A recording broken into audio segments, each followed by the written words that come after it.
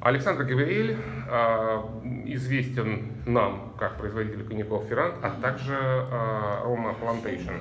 И, собственно, хотел узнать ситуацию и с ромом, и с коньяком. Очень интересно мнение экспертов. Вы знаете, что это один из лучших ромов и один из лучших коньяков. So, Alexander, I want to ask you both, just to give me like an update what's happening with cognac as an industry, which way the cognac is heading, and afterwards about rum, of course. Well, cognac is a fascinating spirit that has been around for now 400 years. And so cognac has been through a lot of different phases. And cognac is growing right now. But of course there is two styles, of cognac. You could have the bigger brands, and they are doing their own things. And then you will see, and I think it's good news, you see more family houses like Cognac Pierre Ferrand. Ferrand is doing more typical, more specific cognacs. So what's happening at Ferrand right now, very specific, is we are doing very specific editions that are re-editions of cognacs from the past. For example, we have a collection called the Renegade Barrels. Mm-hmm. And the Renegade Barrels, we age cognac in the Sauterne barrels, like a wine Sauterne. Is it allowed to use... That's a good question. It's not. Most people thought the Sauterne barrel was not allowed, and actually, in 1923, there is a law that says cognac is a wine distillate aged in a wine barrel or a wine distillate barrel. So it's actually allowed, but people kind of forgot about it. Now, what is not allowed anymore is to age cognac in a barrel made of another wood than oak. But for 300 years, people did it. So we have done also at Ferrand. So what I told you about was the Renegade number 1. That's the Sauterne barrel. The Renegade number 2. Excuse me again. So the initial aging is like normal cognac barrels, Limousin, Trancaise, stuff like that, and you just kind of give it the finishing aging, or you start aging from the beginning to the end? It's a very good question. In the Renegade number 1, it is first a classic cognac barrel, and then we do another step, a minimum of 1 year, so it's quite important, in a Sauterne barrel. Mm-hmm. And the idea is not to give it a Sauterne barrel taste at all, it's just to underline the taste of cognac at that age point. So you have the white flower, the honey notes, it's very delicate, and that's Renegade number 1. And on the label, you state that it's Sauterne finished, or? It says double aging. Double aging. And aged, etc. And we explained exactly what we talked about. So throughout the 20th century, nobody knew about that. Everybody had an understanding that cognac should be only aged in the legal Trancaise, Limousin, and a couple of other woods. That's it. You're right. I think it was kind of forgotten. But think about it. After the Second World War, people were more interested by quantity than typicity. And then 1945, things were kind of rationalized for the better and for the worst.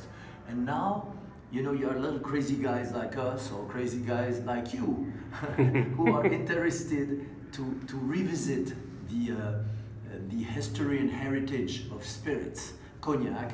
And then there's another research we're doing at Ferrand Cognac is using barrels made of something else than oak, like chestnuts. Chestnuts is acacia is good. And it is delicious. Now, it is not legal since 1945. In 1945, the law was changed to only aged in oak. We are arguing, but it's a very positive discussion in cognac about should we reopen the law. Anyway, we did one. That is in the Bureau Professionnel du Cognac. Yeah, we are discussing very openly to say, because you have guys like me who have done many years of study about that. We have beautiful barrel makers in France, very good barrel makers in cognac. And so we have made barrels like the old days, in chestnuts, in mulberry, in wild cherry barrels. But the size of the cherry is a very difficult wood, so you cannot make a cherry barrel bigger than like 20 or 30 liters maybe. No, we do. We have cherry barrels that are, it's a good question, but we have staves like that.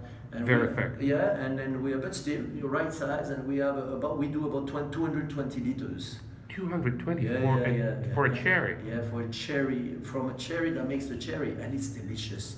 The one in the chestnut makes a cognac that's so delicious. And we cannot call it cognac anymore, but on the label we say, grape eau de vie, aged grape eau de vie distillates. And on the back we can explain the ingredients, which is made with cognac, obviously. obviously, right? And that's the Renegade number 2. So what's happening in Cognac right So now? you call it not brandy, you call it eau de vie? No, you cannot, because brandy is also oak barrels.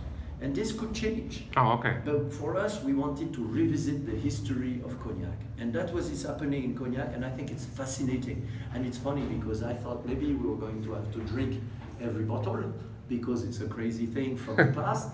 It's sold in 3 days. It was sold out in 3 days. Oh, really? Yeah. It's all sold out. How many did it produce? I did 10 barrels of the Renegade number 1, Saltern barrel, and I did 20 barrels of the Renegade number 2 in chestnut barrels. And it's all sold out already. It is in some markets, you can find it on internet, but at the distillery we sold out everything.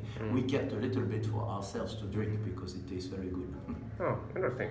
And the cognac is growing, so I understand that there should be like new vineyards planted. Yeah, alors, so yes, it is growing, and there's a little bit of vineyard every year, about 1%. Which is added. Yeah, which is added. So it's a very slow process, of adding, a little bit more vineyard to the Cognac region. And it's can be 175,000 hectares. Alors, Cognac is about 74,000 hectares, Cognac size, right? So, for example, this year we are planting, it's not 1%, we are planting 1,500 hectares. You personally, or the cognac? No, Cognac in the general, whole yeah. Cognac region, right? And how allocation is done? So Nick is saying that Hennessy, you can plant this, Remy, you can plant it's that. shared among how many people demand it, and the allocation is like, for example, there was about 3,000 requests, and there was 1,500, so everybody requesting got a half hectare. Just It's like. divided by the number of requests. But 100 years ago, the cognac was too much the size of contemporary vineyards. It was much bigger. You're very educated. 100 years ago, Cognac vineyards was more than 200,000 hectares. But then remember, you had the phylloxera who decimated Cognac. So it's possible to get back the vineyard of to the 100 years. I don't think it's going to go as high. Yields is a little bigger also. But right now we went from the 19th century 200,000 hectares to now 74,000 hectares. So progressively we will go to maybe 85,000 hectares. Probably a little bit lower than 100,000 hectares. Interesting. It is not my decision. This is a decision taken as a Yes, group. I understand. What other like interesting developments in cognac? Alors, well, I told you something already very interesting, about Yes. the research that is being done, and that I think is an important issue, and the other aspect is revisiting certain grape variety. Cognac is a wonderful area where people do a lot. Yeah, of you only research. have like 95% one variety and a little 5%. more than that now. Yeah. And for example, at Ferrand, we are planting more and more French Colombard. I don't know if you know, but French Colombard is native from Cognac. Yeah, I know. And we have our Cognac, which is called Ambré. Ambré is now 10% French Colombard. And whereas the region in Cognac is more than 98%, Uni Blanc. But for us, the Ambré Cognac, that we sell, is actually already 10% Colombard, which makes it very perfumey, very delicate, very delicious. But there are few houses which make 100% Colombard and 100%. I don't know of any. I've seen labels. I've seen it stated on labels, and I'm not sure which particular house, but they are on the market. Okay, well that's wonderful. But Well, in Armagnac they do it a lot. In Armagnac, I'm talking about Cognac, yeah. because in Cognac, I live in Cognac, but I haven't seen any. I think I might be mistaken, but I think that I had 100%. I saw 100%. I saw one time Colombard. 100% Folle Blanche, but 100% Colombard. Maybe Folle I never Blanche, saw it. right. Yeah, I think you're maybe mistaken. And there are more than a dozen varieties allowed, as far as I know. No, in Cognac, is 6 different varieties that are allowed. Allowed, Yeah, 6. yeah, absolutely. But most of it is, like you say, 98%, 99% is Uni Blanc, which is the Trebbiano. Yeah. So also there's really research about that. And also Cognac is thinking about the future. Because with global warming, we have to think about what is the best variety for Cognac. So you're feeling the global warming. Of course. Of course. What other? I heard like the very negative projects that in a couple of decades, half of the French vineyards will be gone, will be dead, will be burned out. I mean, I cannot talk for others. I'm a specialist of Cognac. Cognac can, is a region that's very moderate, in terms Yeah, it's of close to the temperature. sea. It's close to the sea, so we are not worried about disappearing, but we have to adapt the grape variety to the weather when it will evolve. Not now, it's for our children and grandchildren. Hmm. But I heard some really negative projections as to what's going to happen to European wines. I think it's all going to happen. All going to depend on how you, me, and everybody is going to treat the planet in the years to come. I think the jury is still out. Well, unfortunately, it's not us. It's Trump. It's the Chinese. It's unfortunately, it's mostly politicians, and they don't give a fuck about. Well, we each try to do our best. We have to be careful with they're going to close the door. You know that after a while. Yeah, they'll open it. Okay. For you, they'll definitely open. I'm not sure.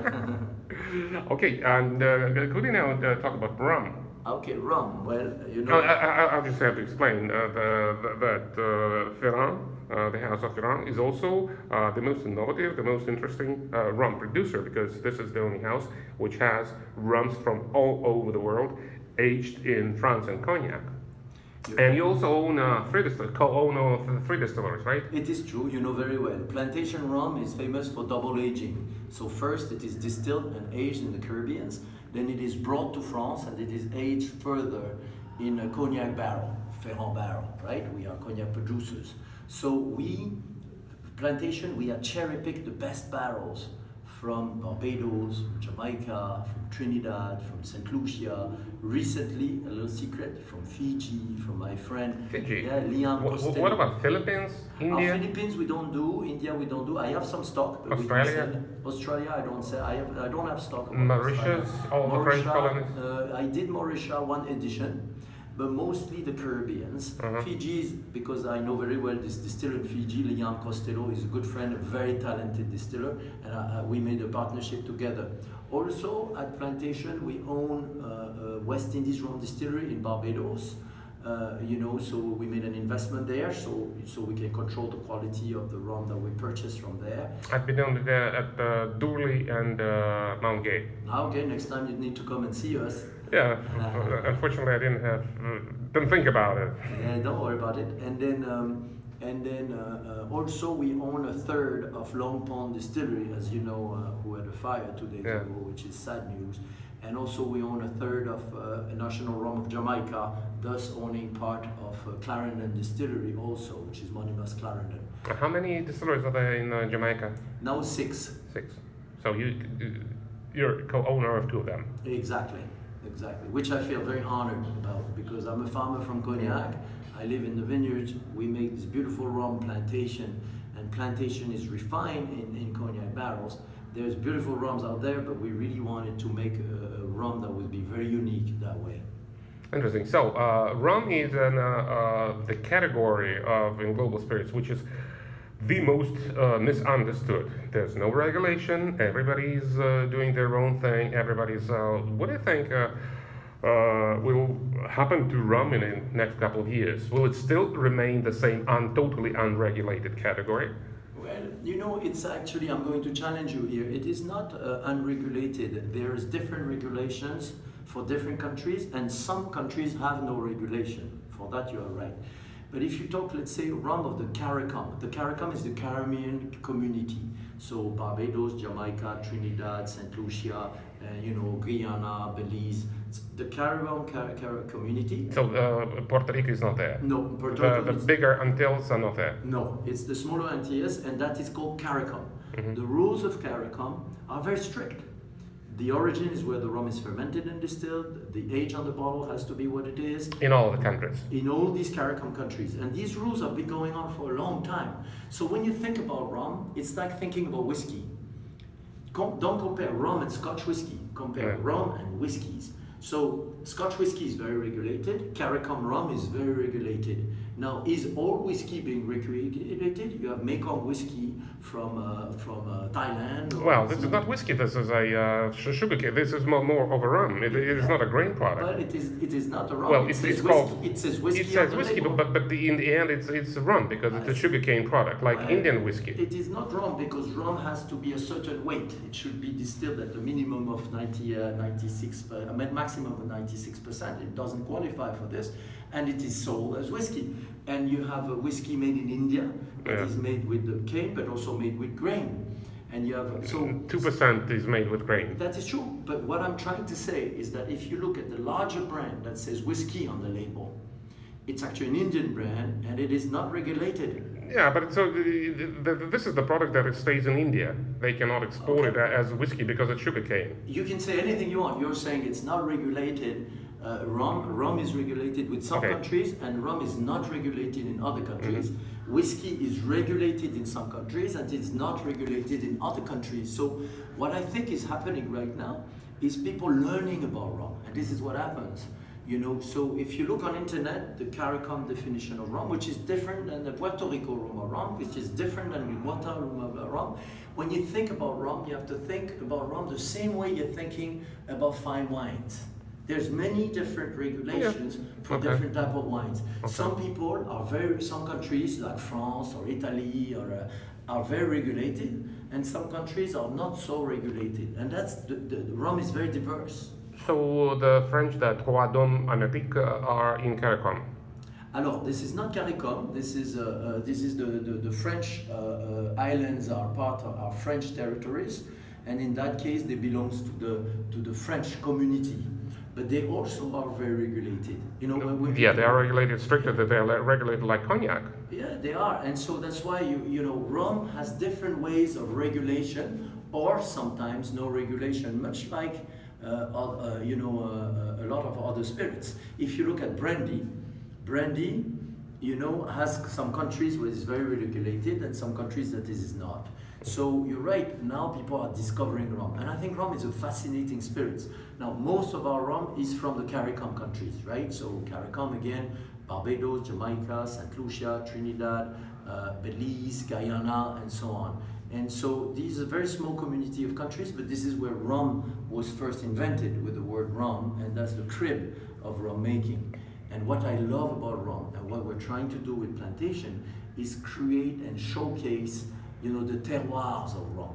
I want to show you when you buy a Plantation Barbados, I want you to see Barbados the way we think it's a beautiful Barbados rum. And there's other good rum, but this is our offer to you.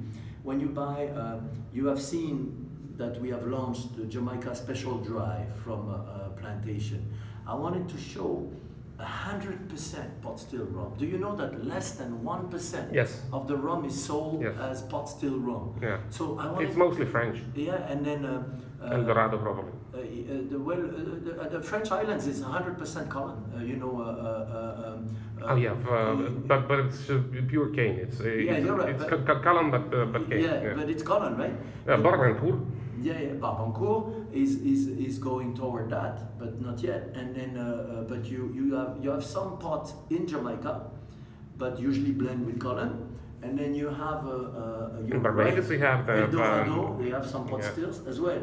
So it's Mount Gay has launched a pure pot still. Yeah, Mount Gay, they have some pot still and some colons. You know. Yeah, they have this package with to understand the difference. And I think it's good. I think they're doing a great job doing that, and I am all for that.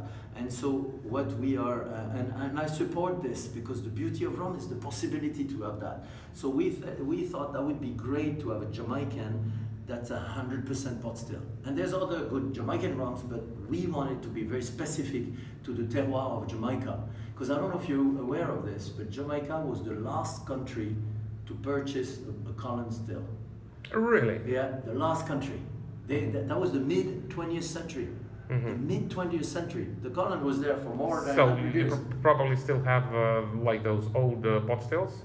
Alors, we have very old pot stills at Long Pond and very old pot stills at Clarendon Distillery and one new one at Clarendon.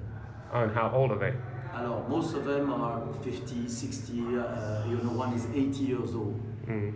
What I like about Mount Gay, they have the column still, which is almost 100 years old. Mm-hmm. Yeah. They still have the same heater, which is 1900 something, 1903 or something. The same boiler. Yeah, same burner, and it still burns, still works.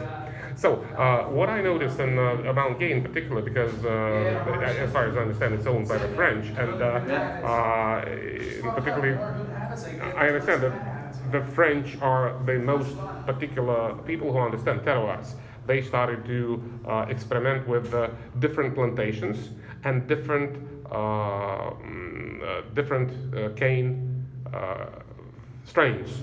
So they have a plantation with this type of cane, this type, and I understood that they are planning to do like Fin Bois, Bon Bois, Grand Champagne, Fin Champagne, stuff like that. They're planning. Do you think, from your experience, that rum has that potential? I mean, I think it's great that people are studying into that. The cane, the expression of cane compared to the expression of grape is different. Cane is a grass, grape is a fruit. Yeah, but it still feeds on the same minerals in this particular type of soil. Yeah, but the produce that the soil is, we have done experiments in blind tasting. The impact of raw material is different depending on the raw material.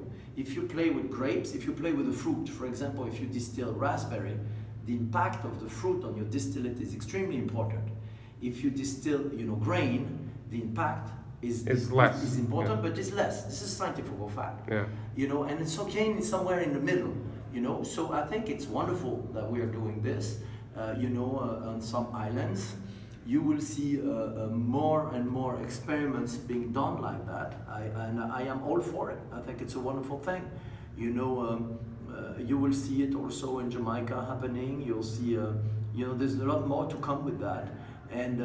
But remember, the classical rums are made with molasses, but also you will see more and more as the sugar mills are going out of business. You will see more and more. You can mark my words. More and more expression of cane juice rum. Yeah, of course. That's understood. But it's more difficult to work with cane. No, not necessarily. Why not? Because it differs from year to year. Well, there's no consistency. There's no consistency in nothing that is agricultural, and spirits are agricultural products. So when you work, for example, Barcelo is a distillery that distills 100% from cane. It is a cane rum, for example. People don't, and so they thought. So Barcelo is cane, is 100% not cane. molasses. Barcelo is 100% cane, because the cane is there. So when you say it's more difficult, it depends what you talk about. For them, they are in the cane fields. You crush the cane, you distill. It's a quite straightforward of making it. There is no way to make it easily to make it delicious products. And whether it is cane or whether it is molasses, they are both beautiful. It depends on the creator and who does it. The raw material, the beauty about rum is you have different specificities, different possibilities. You can do a beautiful rum with cane, and you can do a beautiful rum with molasses, and you can do a beautiful rum with syrup. And that's the beauty of rum. The beauty of rum is the differences of cultures. And I believe in all of this. And with Plantation, we're trying to showcase all of that.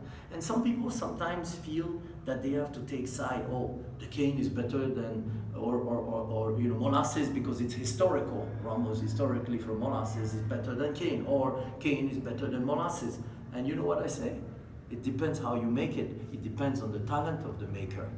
And you can have a beautiful rum from cane, and I am interested. And you can have a beautiful rum from molasses, and I am interested. And that's that beauty of diversity of cultures that rum has, that we need to preserve. We need to fight for this, because otherwise everybody's going to end up doing the same thing. So the beauty of rum is the fact that you have different ways. You have column still, pot still, you can have cane, you can have molasses, you can have syrup, and then you can use from different islands, and you end up with so much different cultures. You have short fermentation. The fermentation, people forget to talk about that. Mm-hmm. The fermentation has such a major impact, such a major impact. Well, most of the big companies are doing like short fermentations, of course, like Yeah, really aggressive. But the short fermentation has a major impact because it develops less aromas. So that's impactful.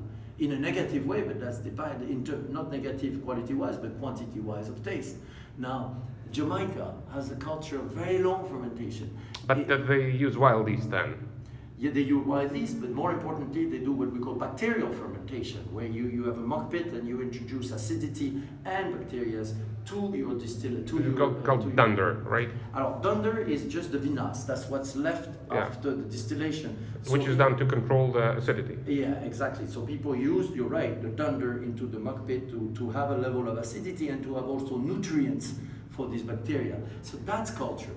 That is the culture of rum. That is very important, and that's why the rule of origin for rum is where it is fermented and distilled, because the act of fermentation, the old people that were designed these rules, they know that the techniques of fermentation are very different. At West Indies Rum Distillery, we are doing many experiments with natural yeast, with natural yeast that we culture ourselves, and we end up with many different things. We are doing differences. We found in the archives some people making fermentation with seawater.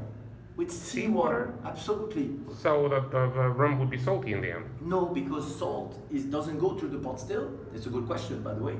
But what happens is the salt is having an interaction with the yeast. Yeah, it has some nutrients. So, and also it stresses the yeast. So the yeast tastes differently, the rum, I'm sorry, tastes differently. And this is not me inventing this. This is a recipe we have found in the document from the 1800s. Well, if you go to bread, when you make bread, when you make dough, you also add salt. So the sweet dough and salty dough will give totally different results. So it makes sense. And you're right, exactly. And it makes sense. And you know what? What I love about rum is these beautiful cultures. And my goal with Plantation is to preserve these cultures so you can actually enjoy these different expressions of rum. And if you taste Jamaica from Plantation, it will have this full-bodied Jamaican taste. And then 100% pot still. We think it's a great culture of Jamaica. If you have Barbados, you have a very balanced, very elegant, very refined, almost aristocratic style of rum by blending pot and colon. And when you do St. Lucia, I have my friends at St. Lucia, I love that distillery, then we use their pot still rum that they sell to me, and then we age further in our cognac barrels. And it's got that intensity, but it is not like the Jamaican intensity, it's a little spicier notes to that. That is beautiful, and that is terroir. The Fiji that we do, the Fiji is got an exotic feel that's different, that's more on the ripe fruit. That's also interesting. And sometimes people say, which plantation rum do you prefer? And I can never answer this question. I always say, when I'm with my friends, I take 5 or 6 glasses, and we taste together, and we hop from one island to the other with us tasting the rum. And to me, that's what we need to preserve. And talking about long fermentations, what would be the longest fermentation in that really, really hot climate? It's a good question. It's usually you do fermentation, so people misunderstand the fermentation itself and the muck pit. The muck pit is an ongoing, process of bacterial culture. The fermentation is usually 3 weeks is the maximum you go to. 3 weeks? 3 weeks, yes. People don't understand, Long Pond Distillery. Long Pond Distillery, it's a small, very ancient distillery. This is one that we own a third of. In Long Pond, for that small distillery, if you do 2-day fermentation, you need 5 fermenting tanks. 5, right? Do you know how many we had before they burned down 2 days ago? Do you know how many we had? 70. Because for the same quantity, because you have to ferment all that time. So it is very costly, it is very intense in labor, but the taste is beautiful. That's the culture of rum. That fermentation is really the key in that sense. Interesting. Because of the big distilleries that I've been to, like Trinidad or Angostura or Bacardi in Puerto Rico, Bacardi in Mexico, they all are doing like short fermentation. You're 100% really right. fast. You're right. And that's okay. But if you really want to deep and get in very heavy, intense flavors, you have to go with a longer fermentation. And at West Indies Rum, I'm going to give you a little scoop, but since we purchased West Indies Rum about 2 years ago, we are reintroducing techniques with longer fermentation. We're not trying to be like Jamaica, Barbados, it's a different island, but we have the documents from the 1800s and early 20th century, and we see what they were doing, and they were doing very interesting things and they were using more pot still, they were using slightly more longer fermentation, they were using nitrile yeast. So we're reintroducing these traditional methods to create this very interesting rum. Interesting, but everybody was doing that. Like before Bacardi and Cuba, they were also doing only natural yeast, and so it was done everywhere. You're right. Yeah. So But it's reconnecting to a certain to the heritage. history. Yeah. You know, Okay. and I think it's fascinating. You know, and now we know things they didn't know, so we can actually look at it. We're educated as. What do you think about like added sugar? Because for me, you know, like Zacapa is like one of the most horrible examples. It's absolutely blunt, tasteless, but it's just had a lot of sugar. And people are 23 years old, which in Russia it says 23 years old. Nobody points out that it is just a fucking 6-year-old rum. Blend of 6 to 20. So what do you think about adding those huge amounts of sugar to rums? To me, you know, sugar is one of the methods of the master blender, whether you make cognac, you make rum, or all the fine spirits. But there should be a limit, because it's like salt in the dish. If we make beautiful vegetables and you use just a pinch of salt, then it tastes like vegetables even more so. If you put too much salt, then it tastes like salt. So I'm not, you know, commenting on necessarily on the brands that you mentioned about, but everybody does what they want. It's for the consumer to decide. For me, if it's more than 20 grams, it's too much. Yeah. And, you know, and this have 50 and over. well, it depends on which ones, you know, but to me, it depends on everybody's palate. But if somebody does a good job, you should not taste the salt. It's that if a great chef makes a beautiful dish, you shouldn't taste the salt or the sugar. If you taste it, it's a problem, you know. And now remember, rum was invented on a sugar mill. Yes. And in the old days, people they made their own caramel, they made their own sugars and so on, but they didn't use like artificial or industrial sugar or off-the-shelf caramel. They made their own products themselves in the copper cauldrons, and they used a few drops into the equivalent of a bottle. That's artistry. Now, if you just go like this with an industrial product, that is not artistry, you know. And so that's why, for me, I am in favor of a limit. Cognac has a limit of 16 grams, for example, and I think rum has to accept. Central America has cultures with a higher level because that's the palate, the local palate, and we are not to say that's their heritage. So that's why I think 20 grams would be wonderful, you know. So there is a limit. Yeah. So people don't go crazy, and then you can only use sugar in rums that are very substantial. If you use rum in the very light sugar, in the very light rum, then it tastes like sweet water. Yeah. If you use, it's like salt. If I put salt in water, it tastes like salty water. If I put salt in a beautiful dish, it tastes more so than the dish if it's just a pinch. So the techniques of whether it's the same with wood. You know, if you use barrels give you a wood taste, right? If you use barrels in a neutral rum, then it tastes like barrel. Yeah. But if you use like a nice, well-structured rum and you use like a beautiful barrel, then it balances each other's. And it adds an element of taste, but the rum is shining through. It's the same way. Because it adds tannins, because it adds vanillin, because it adds whiskey lactone. These are the elements that are the natural elements of wood. So the master blender must know what he's doing to do it right. It's the same way, you know, rum is aged in bourbon barrels. You have to make sure that, you know, if you use a first fill, that is a structured rum, so you know, the barrel taste doesn't take over from the rum. All this is the talent of the master blender and the master distiller to make a great rum, and that's very important. It's funny, we had doing a seminar tomorrow about master blending with some of our friends who are other producers. And we are going to touch on that, you know, the fact that you as a maker love to have these tools like a pot still, a column still, barrels. And for example, I am in favor of making sure rum keeps open the possibility of using wood that is not just oak. You know, in the old days, believe me, people don't only use oak. Yes. They use mulberry, they use chestnut, they use wild cherry, Acacia, they use quite a lot. acacia, they use also amburana, they use grappia, they use many different wood varieties.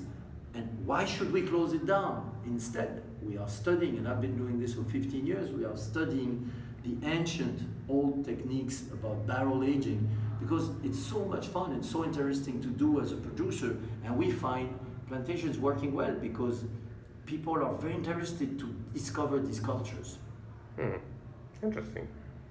There was this Grant's own small distillery in New York. They made a bourbon finished in cherry casks, which is interesting.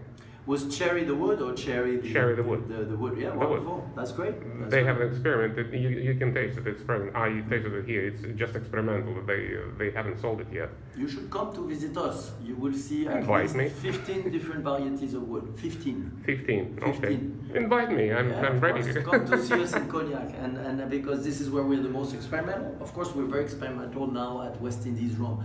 West Indies Rum, we have an incredible team over there. These guys are wonderful. I'm thinking about them right now, and they were just there waiting for just being given like a direction. And since we've been working together, we've been looking at the archives. This distillery has kept its archives since the late 1800s. Oh. So we have documents. If you go there, we have pile of documents, and the museum, it is museum quality of archives. The museum, I've read today, that on this site they were already distilling for sure since 1737, and it's all in the documents. So we are lucky because they were writing everything down. So we know how many % pot still. We know all of this from researching into these documents. Interesting. Thanks a lot. Thank you. Thank you so much. Pleasure. Thank you. I think we should go.